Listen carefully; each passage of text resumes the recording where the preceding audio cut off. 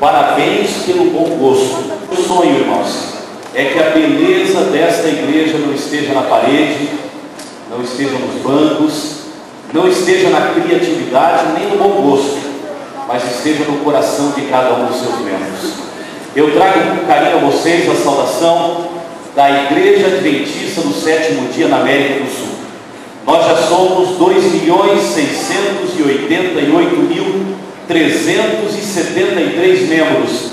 É interessante que as culturas são diferentes, as riquezas são diferentes, mas a esperança de ver Cristo voltar é a mesma, onde quer que você esteja. Abra sua Bíblia em Apocalipse capítulo 22. E nessa parte da Bíblia, Deus quer apresentar a mensagem e a esperança para cada um de nós nessa manhã.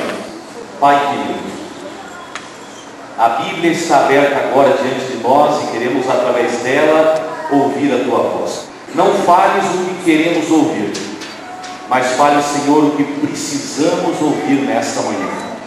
Pedimos em nome de Cristo Jesus. Amém. No mês de junho desse ano, a divisão sul-americana teve, em um mesmo mês, 3 perdas extremamente sofridas e significativas para nós. Nunca havia acontecido na história da igreja aqui na divisão perdermos 3 pastores em um mesmo mês. O primeiro pastor que descansou no Senhor havia sido líder da igreja na divisão sul-americana em 2 momentos diferentes, pastor José Mascarenhas Viana. Pastor Viana trabalhava em São Paulo como diretor da área ministerial da Associação Paulistana e recebeu a notícia de que a sua irmã havia se acidentado em Recife e estava muito mal no hospital. Pastor Viana deixou sua família em São Paulo e embarcou num voo urgente para Recife, porque disseram: vá logo, porque você pode não encontrar sua irmã com vida. Ele chegou a Recife, se hospedou num hotel, para no outro dia pela manhã visitar a irmã no hospital. Naquela madrugada, quando foi ao banheiro, teve um ataque cardíaco fulminante no banheiro do apartamento e dali não saiu mais. Sem falar com ninguém, sem poder despedir de ninguém, sem poder deixar uma mensagem para ninguém, descansou ali em silêncio um homem que havia dedicado algumas décadas da sua vida ao serviço de Deus. No início da tarde, o pastor Viana foi sepultado em São Paulo, e no início da tarde do mesmo dia falecia o pastor Walter Streitos, quase 90 anos de idade, um homem que foi diretor de alguns departamentos da igreja na América do Sul. E nós estávamos ali em Belém. A família teve algum contato com ele, mas praticamente nada, perto do momento do seu falecimento na UTI do Hospital Adventista de Belém. Eu saí dali e fui a Lima, no Peru. E quando fui a Lima, fui informado que o pastor Haroldo Moran, que havia sido diretor de área da igreja na divisão e estava com câncer maligno no pulmão, fui informado de que ele havia ido para o hospital e estava numa situação muito difícil. Mas, irmãos, eu me impressionei quando visitei aquele homem. Nós entramos no apartamento onde ele estava e eu tomei na sua mão, conversei um pouquinho com ele, agradeci os anos de serviço pela igreja. E eu não me esqueço quando o pastor Moran começava a derramar lágrimas, porque as lágrimas eram as suas palavras naquele momento. Ele olhou para mim com dificuldade e disse: pastor, eu cumpri a minha missão. Ele olhou para mim e para um grupo de pastores que estávamos no quarto, e ele disse: eu quero pedir a vocês apenas, amem a igreja e preparem esse povo para a volta de Jesus. Eu queria ver Jesus voltando com os meus olhos. Não vou ter esse privilégio. Na sexta-feira da semana seguinte, o médico reuniu a família e disse: pastor Moran está sofrendo demais, as dores são muito fortes e nós, como médicos, entendemos que devemos sedá-lo agora. Ele vai perder a consciência, vai entrar em estado de coma, e a partir daí ele não vai sentir muitas dores, mas também não deverá recobrar mais a consciência. E ele foi perguntar à família, um dos médicos: o que é que vocês querem? Interessante, a família disse: ele está consciente. Nós queríamos que ele respondesse essa pergunta. O pastor Moran olhou para os médicos, para a família e disse: façam o que tem que ser feito, mas eu só tenho um pedido: Era uma sexta-feira de manhã. Ele disse: eu só tenho um pedido. Eu quero que vocês me cedem hoje à noite, depois do pôr do sol. Eu quero receber o último sábado com a minha família. Depois não há problema. Todos os filhos, noras e netos ao redor dele. Ele escolheu o seu hino preferido para cantar. Toda a família cantou. E eles sabiam que era a última vez que o pai cantaria o seu hino preferido com eles. Cantaram. O médico já estava na sala, porque são médicos adventistas, esperando, participando com eles do pôr do sol. Quando acabou o hino, a oração, os abraços de feliz sábado eram abraços de despedida. Ele foi despedido de um por um dos membros da família.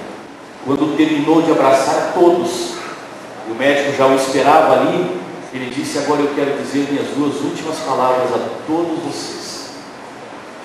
Primeiro, vocês são minha família. Eu não vou estar mais com vocês, mas vocês são minha família. Nunca se dividam, nunca permitam que haja uma crise entre vocês. E em segundo lugar, eu quero ver vocês no céu. Por favor, não faltem. Eu estou confiante e seguro de que Deus já perdoou meus pecados, me deixou doente por mais de um ano para que minha vida pudesse estar em ordem. Eu não me sinto com problemas diante de Deus. Eu estou seguro de que poderei estar no céu, mas eu preciso encontrar vocês lá. E na segunda-feira pela manhã foi feito o seu sepultamento. E eu fiquei pensando, irmãos, as últimas palavras que alguém fala são o resumo de uma vida, são a essência do coração. Como são importantes as últimas palavras. Pastor José Viana não pôde falar suas palavras a ninguém. Pastor Walter Streichers não conseguiu reunir a família a tempo, mas o pastor Moran pôde dizer a cada um o que esperava que eles vivessem dali para frente.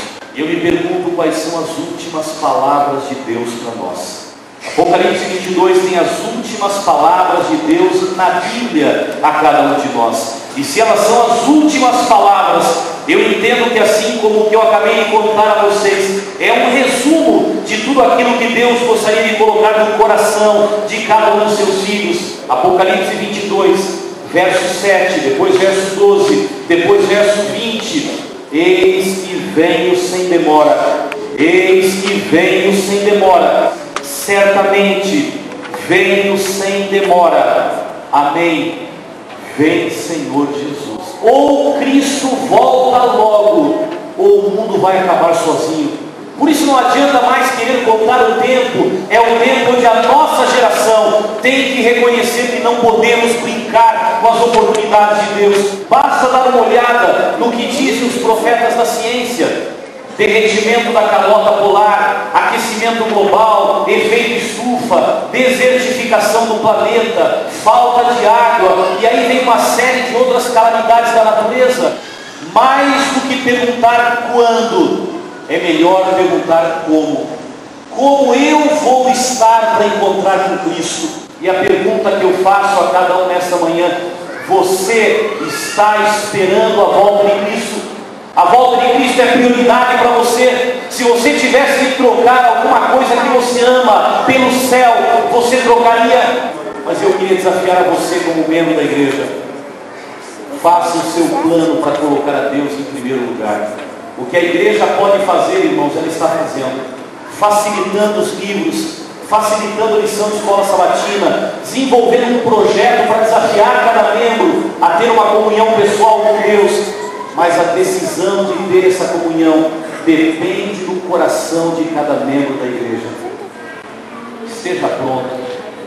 Não falta muito para que as últimas palavras da Bíblia se tornem realidade. Mas para isso, você precisa estar esperando e apressando. Pai querido, olha para cada um daqueles que estão aqui. cada um que veio participar conosco nesta manhã e que quer estar pronto para a volta de Cristo.